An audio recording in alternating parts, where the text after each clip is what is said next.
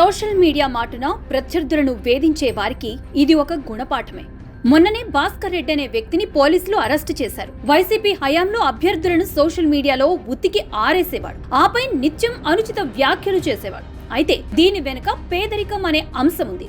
ఏదో డబ్బులు వస్తాయని ఆశించి విదేశాల నుంచి సోషల్ మీడియాలో పోస్టులు పెట్టేవాడు భాస్కర్ రెడ్డి. గత కొంతకాలంగా ఆయనపై నిఘా ఉంది. తండ్రి మరణంతో ఏపీకొచ్చాడు. అంత్యక్రియలు పెద్ద కర్మ ముగిసిన వెంటనే పోలీసులు ఆయన్ని చుట్టుముట్టారు. తమదైన ట్రీట్మెంట్ ఇచ్చినట్లు వార్తలొస్తున్నాయి. అయితే ఆయన ద్వారా పెద్ద ఎత్తున రాజకీయ ప్రయోజనం కోసం పోస్టులు పెట్టిన వైసీపీ పెద్దలు ఇప్పుడు న్యాయ సహాయం చేసేందుకు కూడా ముందుకు రావడం లేదు. నిజంగా భాస్కర్ రెడ్డి వ్యవహారం సోషల్ మీడియాలో అనుచిత పోస్టులు పెట్టే వారికి ఒక గుణపాఠమే. భాస్కర్ రెడ్డిది నిరుపేద కుటుంబం. ఉపాధి కోసం ఆ కుటుంబం కృష్ణా జిల్లా చోడవరం వచ్చింది. భాస్కర్ రెడ్డి లండన్ వెళ్లి అక్కడ ఒక చిన్న దుకాణం నడుపుతున్నారు. సహజంగానే రాజశేఖర్ రెడ్డి అంటే పిచ్చి ప్రేమ.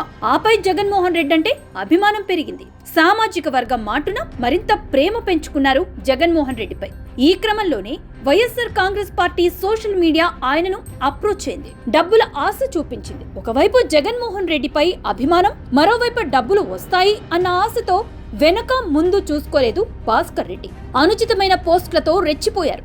చివరకు మహిళల పట్ల కూడా కనికరం చూపించలేదు. దానికి ఇప్పుడు మూల్యం చెల్లించుకుంటున్నారు.